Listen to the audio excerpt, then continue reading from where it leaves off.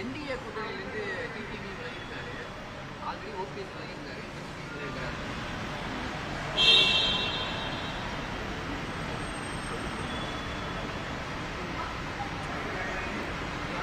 ஏற்கனவே குறிப்பிட்டதைப் போல தேசிய ஜனநாயக கூட்டணியில் அதிமுகவும் பாஜகவும் மட்டுமே இணைந்து செயல்படக்கூடிய ஒரு சூழல் உள்ளது. அவருடைய